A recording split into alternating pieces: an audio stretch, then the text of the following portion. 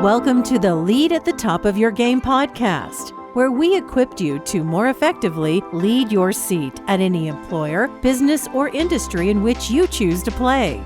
Each week, we help you sharpen your leadership acumen by cracking open the playbooks of dynamic leaders who are doing big things in their professional endeavors. And now your host, leadership tactics and organizational development expert, Karen Farrell Rhodes.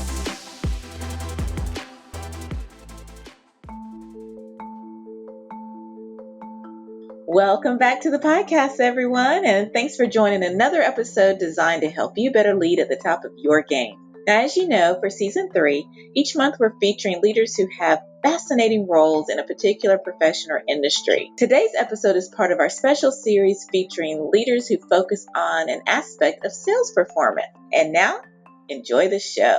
Hello, my superstars. This is Karen, and welcome to another episode of the Lead at the Top of Your Game podcast. On today's show, I am just tremendously pleased to have a fellow executive who focuses on revenue and growth and sales. And as you know, we're featuring leaders in this space, and you're going to learn a ton today as how he thinks about leadership in the very competitive and I would say so myself, a very competitive and driven area, if you will, of the company, which is sales and revenue growth. We're pleased to have on today's show Adam Landsman, who is the SVP and head of growth at Sharebite. Now, Sharebite is a leading meal benefits platform that's designed for the modern workforce. They help the world's best companies elevate employee engagement by feeding their in-office and remote employees the food they want from the restaurants they love. And I was sharing with Adam right before we started, that was a wonderful sales pitch from whoever who came up with it, because it makes me even want to learn more about Sharebite myself. So welcome to the podcast, Adam. Thanks so much. Really a pleasure to be here. Oh, we're so happy to have you. Well, as I mentioned, we really want to dig into some of your thoughts about leadership and learn even more about Sharebite and your role there. But before we do so, for just as much as you feel comfortable, would you mind giving us a sneak peek into your life outside of work? Sure. I live in New York City with my wife and two daughters. We spend a lot of our time outside, focused on really great experiences that the city and the surroundings have to offer. I've been in tech sales and growth for my entire career, so excited to talk to you today about leadership and excited about what I'm doing at Sharebite. That sounds awesome. Well, I think we made that connection when we spoke earlier because, as you know, I came from almost 14 years at Microsoft, and our company helps support a lot of technology companies. So I have a super passion for tech. I'm a power user. I can't say I can code or anything like that, but I do appreciate all the dynamics that go into tech organizations to help make their sliver of the world's better. So I'm really excited about speaking to you about it. But let's start out with what you're doing now at Sharebite. So can you share a little bit about what a true head of growth is all about? Sure. So in my current role, and quite frankly, many others that I've had throughout my career, which have been similar, I'm responsible for sales and marketing. And so today at Sharebite, we are partnering with corporate companies that provide a meal benefits platform to their employees. So those folks that have taken the decision that culture and employee engagement is critical, and leveraging food is a great way to do that. So I oversee our sales and marketing team, and we talk to companies and their employees all day, every day, and see if we can provide a solution that works for them to accomplish their goals. Very interesting. Now, obviously you all are thriving. I had a chance to take a look at the website and some of the PR releases and materials out there. So there's definitely a demand. I'm just curious, in being, leader over sales, have you seen challenges come aboard as we transitioned, as more of the world transitioned to remote and hybrid work? I know you provide remote options, but was there a time where there was a dip while employers were trying to figure out their new DNA? Absolutely. And I know we talked about it before the recording, but I spent about 9 years at Seamless earlier in my career. And And at the time, everyone was working 5 days a week in the office. And so all of the platforms that provided a meal platform, they were specific to food that was delivered to the office location. In fact, you really couldn't change the delivery address and get food provided at home. The concept of your employer paying for a meal while you weren't at the office was unheard of. That has Right. obviously changed a lot, post-pandemic. And so Yeah. ShareBite actually built and has launched a separate product that allows folks to order food from any restaurant essentially in the world. And if the employer allows it, build that meal within certain allowances and boundaries to the company. So that Sure. solves the issue of an employer that has a hybrid or even fully remote workforce, because they now have a solution through ShareBite that can enforce their company's rules and parameters for all employees, regardless of whether they're in or office anywhere in the world. That is absolutely amazing.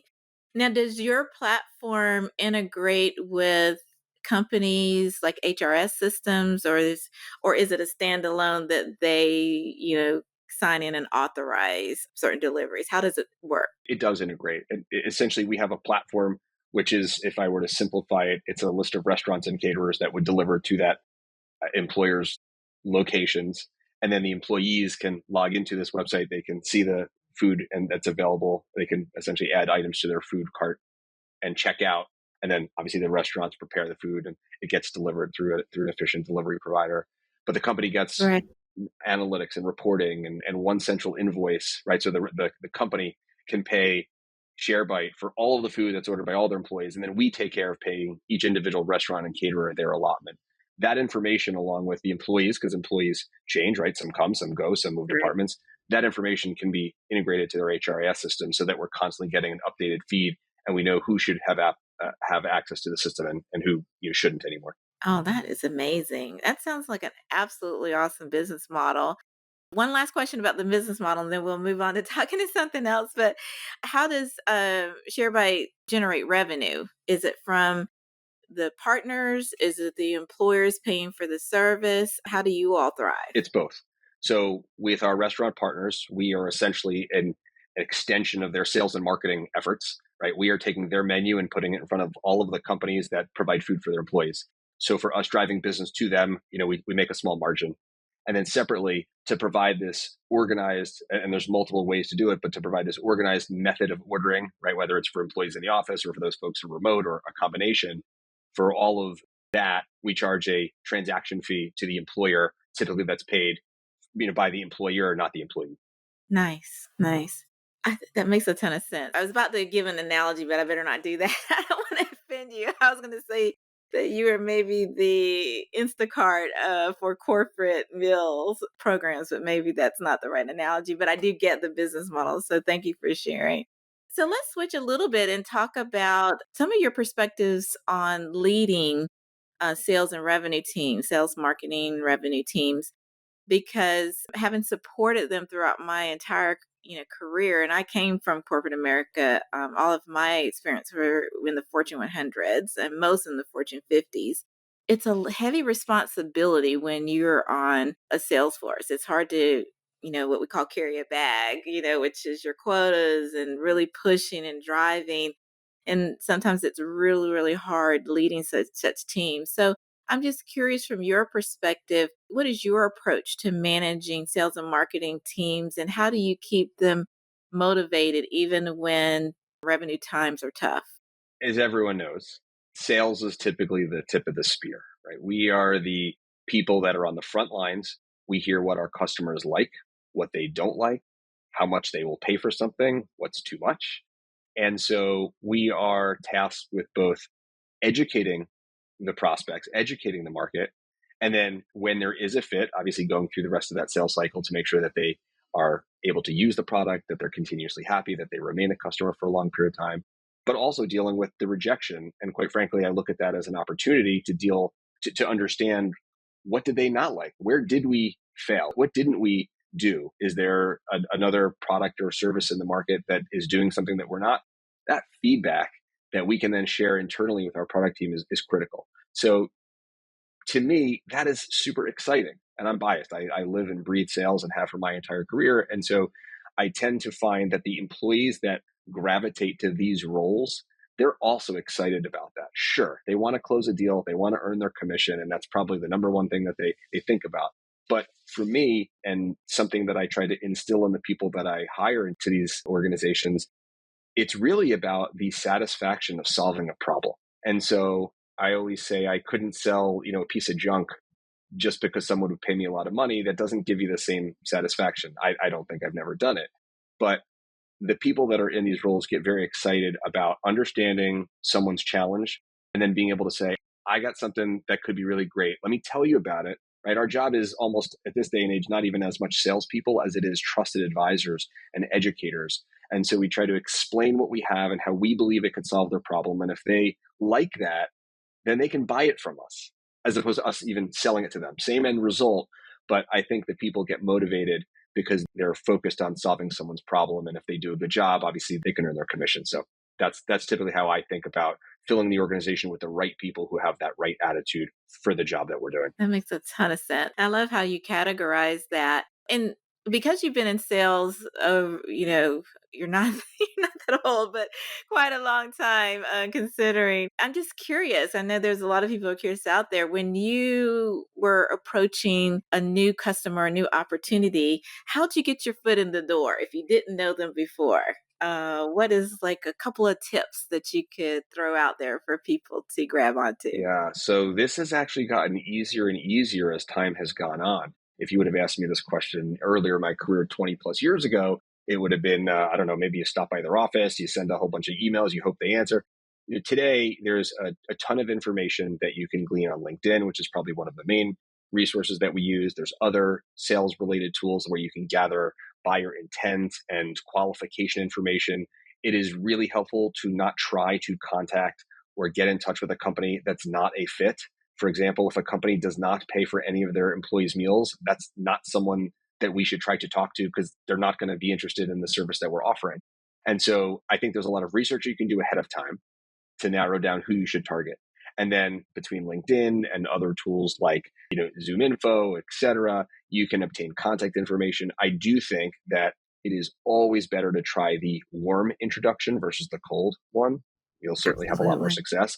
And so what I focus my teams on doing is going through a referral introduction path. Who do you know? Who do they know? How can we find a connection where someone can provide a warm introduction? That is going to be a significantly higher conversion rate than any other method. So we will spend a lot of time understanding the linkage and understanding how can you get from Adam, through Joe and Bob and Sue, all the way to the person that you're ultimately trying to talk to, and asking those folks if they'd be happy to make an introduction on your behalf. And again, the other key there, as I mentioned before, you're not showing up with a sales pitch. You're not showing up, hey, can you introduce me to Joe because I want to sell him something, right? You want to be able to say, I've done my research. I understand that there's a challenge that they're trying to solve, right? It's represented here on their company's website or et cetera. Employee engagement is really important. Culture is really important. They pay for meals. So you have the research and you're saying, I have something that could be a solve for their challenge. So you use your knowledge about that situation and you try to make the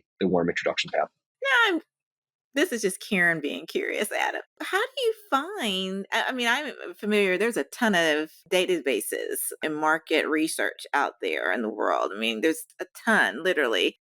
But I've never heard of any company reporting on whether they pay for meals. I guess that is a niche I just didn't know about. Do they really survey companies and about whether they pay for they meals? Do, and I'll tell you why. We live in a world today where your employees are everything. That's been forever, but your employees are your most valuable asset. At every company, it doesn't matter what you sell. And so without your great people, you're not going to be very successful. And so especially with either companies trying to get people to come back to the office or trying to support a remote or hybrid environment, they are deeply focused on employee engagement and culture and making sure that people are able to know each other and collaborate, because that's ultimately going to allow their business to be the most successful. And so one of the ways that they do that is through meals, typically through lunch. And so there are companies like Built In. There's like Built In New York and Built In for the various cities. And they will list companies and the benefits that they provide to employees, right? It's essentially a way for individuals who are looking for their next opportunities to narrow down and say, what type of company do I want to work for? Some people are Right. choosing their job based on the type of benefits, just like if a company provided some really great uh, health plans, a matching 401k, and access to Yeah. this, that, or the other, like those are all valuable. Food is absolutely one of those options. And so there's websites that list companies that provide that. In addition, you can even be creative and use websites like Glassdoor, where employees are leaving reviews, positive and negative, about all the things That at talks their about current or previous companies. And so you can see where they say, I love my company. They provide lunch every day, or Tuesday, Wednesday, Thursday. And so that data, again, which we focus on learning, helps us identify the right companies where we could be a better fit. Ah, that makes sense. You know what? Now that you said it, I can see it because at SDL, we work a lot with private equity backed companies that are in growth to help them with their people infrastructures. And we work closely with a lot of the major benefit providers because as they're going in to, help companies, they're usually focused on just the benefits piece. And they're not with the HR piece, but they are one of the first to hear about opportunities. So they partner with us to bring some expertise. And you're right, they do survey at the time, what all benefits companies have. Now, it sounds like you all mostly work with larger enterprise level firms, and correct me if I'm wrong, but they're a lot more well documented than maybe your 500 person company, if you I'll say will. yes. And there are lots of tech companies that are not necessarily thousands of employees. Maybe they have 150, 200, 500 employees, and they're using a daily meal stipend as one of their benefits to attract talent, to retain talent, to try to extend that Ah, employee tenure. And so it yeah, doesn't always have to be the behemoths that have thousands of employees because you think that they have money. And look, I think right. we're seeing a shift. If you go to any job board, if you look at a bunch of jobs where it lists the benefits, back in the day, it used to just say, health insurance, like, yay, that's sort of Right. it. And that's obviously, at least in this country, that is a critical benefit. But most people, certainly, especially with the younger generations, they don't really interact with their health providers very frequently, maybe once a year or twice, but they eat lunch every day. So companies are That's right. recognizing that there's certain benefits that they're going to be utilized a much higher amount. And so those are the ones that they're focusing on advertising. Very cool. Very cool. Well, I know, Adam, you're very passionate about the impact that company culture can have on teams and folding that into one's leadership philosophy. So I'd love to hear more about that. Why do you think or a company culture is so important and what can happen when it goes wrong? Yeah. I think culture is everything. And I say that because in my experience, I have seen that the best employees are typically the ones that have been there for 2, 3, 4, 5+ years. And the reason that they're the better employees is because they've learned a lot. They are more experts. And so the only way you get to be an expert is by doing something over and over and over, right? Practice makes perfect. And Yeah. so how do you get your employees to have a larger, longer tenure? It's by treating them right, making them happy, providing them the benefits that will keep them there. And so food happens to be one of those things, but forget about food for a second. Culture is so Yeah. important because if you have let's look at it from the other side. If you have poor culture, then people don't love it there. They don't collaborate with their Yeah. employees. They don't see themselves there in 2, 3, 4. So there's very high turnover. When there's high turnover, you're restarting the employee collaboration. Your customers and your other vendor partners, they're dealing with new people over and over and over. And so every time you take a step forward, you take a half a step back. Culture Yeah. is so critical because if you look at companies that have good culture, they typically have employees that have stayed for a longer period of time. They can deliver better service to all of their customers, and ultimately they can be a better company. They can have better results. So it all starts and ends, in my opinion, with your people, and culture is the way that people want to work there. Yeah. You're right, because if the culture does not identify with that particular employee, they're going to be looking for greener pastures somewhere And, else and where the today, culture does align. look, Yeah. 20 years ago, people would stay at a job longer just because that Yeah. was a little bit more of the norm. Certainly the previous generations, they'd have one or two or three jobs for their entire career. But since then, and likely now going forward, people can switch jobs like they, change the shirt. And That's so right. it is even easier right? Now there's LinkedIn, there's all these different job boards. Someone can essentially be looking for 100 jobs at once. And so employers are certainly looking for the right workers. And so there's always some level of hiring for the right people. So it's really easy to switch a job. It's It harder is. for a company to provide great benefits to improve the culture so that they keep their employees for longer and ultimately produce a better product. You're spot on that. And it hasn't come out yet. It won't have by the time your interview comes out, but I just interviewed a fantastic lady who's part of a major research firm who I won't name yet if people have to listen in for the episode. But they do deep research, in on the workplace, and they had broken it down of tenure by generation. They did really deep studies on it. And she was saying right now, especially for Gen Zs, the average tenure at a company is about, I think she said 1.7 years for there. Now it does increase as the generations are older, but it's nothing is 20, 30 years anymore like it was when my parents were in the workplace. It's still, I think she said the overall average is 4 years, of 4.2 Yep. years across all generations. So to your point, if you don't have the right culture, by the time somebody walks in the door, They're already looking they to finish leave. their onboarding, they're already That's out. right. And look, even if and I'm not suggesting that if every company all of a sudden has great culture, that 1.7 is going to go to 10. But Right. right, because I think people are more curious. There's more opportunity out there for people, and so there is a natural tendency to switch and learn more, and that's fine. But my argument would Yeah. be, if you're going to only have someone for 1.7 years, you might as well make them love it up until the very last moment when they're thinking about Yes. leaving, as opposed to, like you said before, they're in it for 6 months and already they're realizing this is just not the home for me long term, and they spend the next That's right. year or whatever period of time kind of half-assing it and looking for the next opportunity. That's right. You're so right. And noting that though, and as a sales leader, if you had to give advice to new MBA grads that are going into some sort of sales or marketing or growth role, what advice do you have as far as skill sets and mindsets that they would need to enter the profession these days and be successful? So I'll answer it a little bit more from with the sales cap on. Okay, that would be I great. alluded to this a little bit before, but it's adaptable. I don't think anybody wants to buy from a salesperson anymore. Everyone Yeah. has Google and every other device out there. They can self-educate. They can go to everyone's website and they can say, yeah, I know what you do. I understand it. And so my philosophy is, okay, if someone doesn't want to talk to a salesperson, they don't really want to be sold to, which I think most people out there would probably shake their head and agree. So then Right. don't sell to them. Be an Yeah. expert and educate them on what options exist out there and allow them to be convinced so that they buy from you. And so in order to do that, people need to be experts. So the advice that I would give is learn the product like deeply, be able to answer every question, not just the 50% of questions that you're going to get all the time. No, be able to answer any question or almost any question that you might get and answer it in a way that is educational.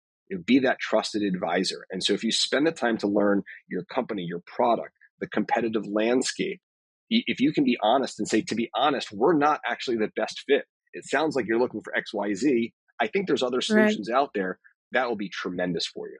Go a Not long only way. for you to be an attractive candidate for a job because you have that desire to learn and be an expert as opposed to just put me in, coach, I'm ready to sell, Right. but also because you will be much more knowledgeable about the product, that industry. And so I think that'll just be a lot better for your career, this job and others in the future.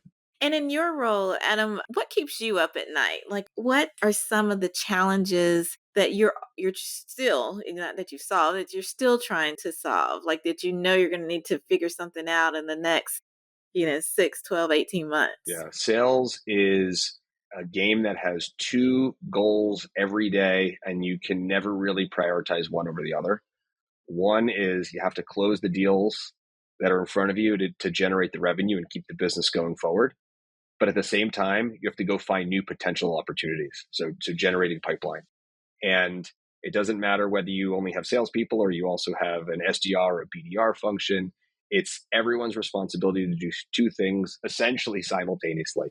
close the deals that you have, but also find new ones for, for tomorrow and for the future. And so you can't focus only on one. And so a lot of times there's pressure. We have a goal. We have to hit it. Everyone focus on closing the deals. Okay, great. Let's say you close all the deals and you hit it, but you didn't generate any pipeline for next month or next quarter. So then you're going to fail at that future time frame.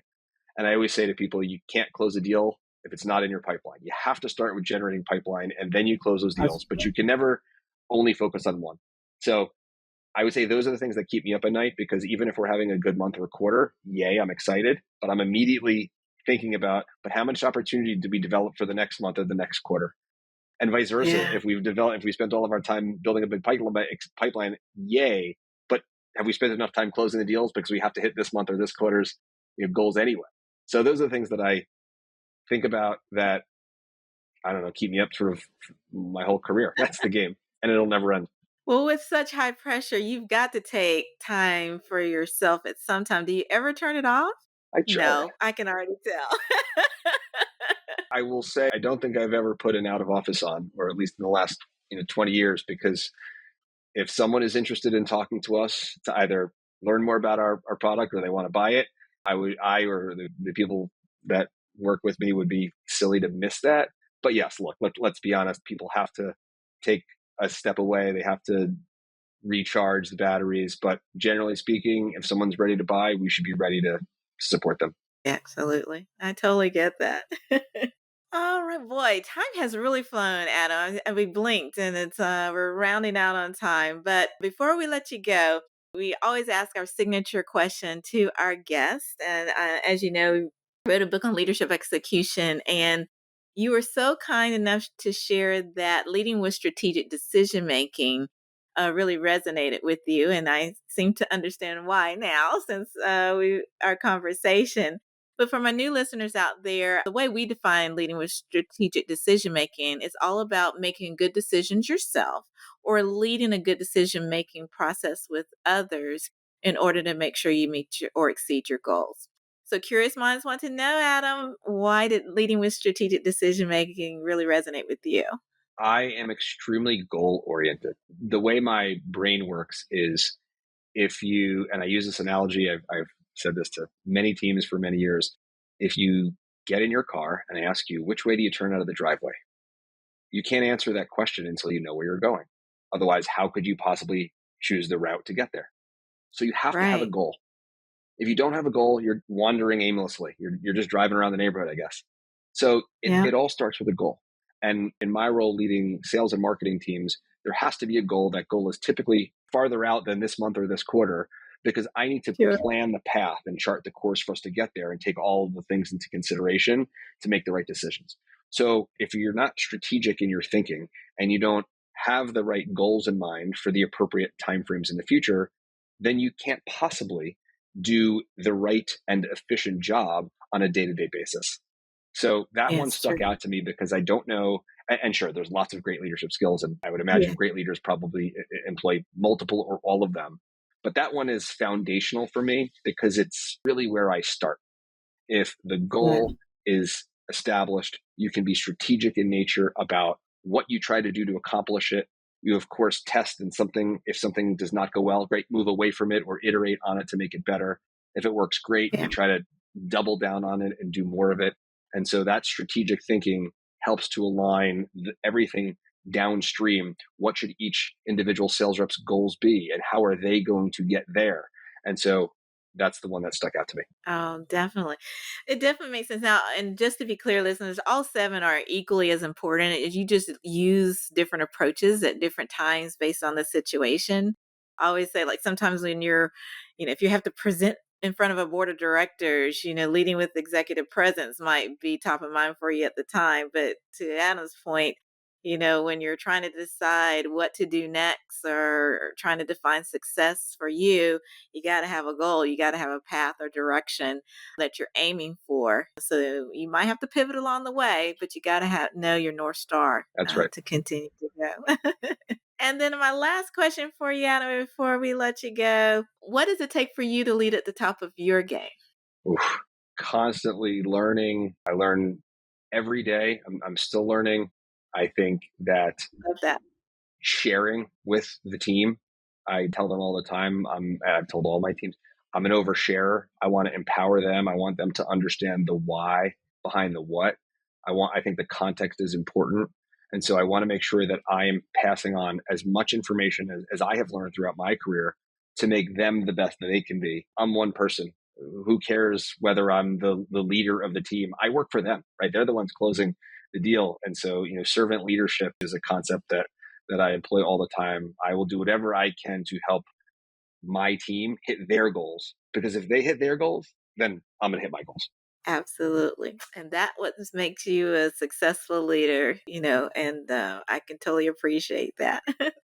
Now, before we let you go, Adam, we're going to have your information, bio, links to Sharebite and all that in the show notes. But I always love to give guests an opportunity to give voice to where people can find them or their companies. So would you mind sharing how the public can find you all? Sure. Easiest way is email. My email is just adam@sharebite.com. That's probably the best way to get in touch with me. I'm also on Nice. LinkedIn. They can find me there. And Sharebite's website, if you have just general questions, you can find it at sharebite.com. Excellent. Well, thanks again, Anna, for your gift of your time today. You were absolutely fantastic. We love talking about leadership in general and specifically with the sales and marketing angle. I know I took a ton of notes while we were talking, and I hope the listeners do as well. But we really appreciate you. Well, thank you. Likewise, this was great. I really appreciate it. Awesome. And thank you to listeners for the gift of your time, because we do know that there are literally millions of other podcasts you could be listening to. So we do not take your patronage lightly. All that we ask is that you be sure to like and subscribe to the podcast and share with just one friend so that we all can get better. Thank you so much and see you next week. Bye-bye. And that's our show for today. Thank you for listening to the Lead at the Top of Your Game podcast, where we help you lead your seat at any employer, business, or industry in which you choose to play. You can check out the show notes, additional episodes, bonus resources, and also submit guest recommendations on our website at leadyourgamepodcast.com. You can follow me on Twitter, Facebook, Instagram, and LinkedIn by searching for the name Karen Rhodes, with Karen being spelled Karan. And if you like the show, the greatest gift you can give would be to subscribe and leave a rating on your podcast platform of choice. This podcast has been a production of Shockingly Different Leadership, a global consultancy which helps organizations execute their people, talent development, and organizational effectiveness initiatives on an on-demand project or contract basis. Huge thanks to our production and editing team for a job well done. Goodbye for now.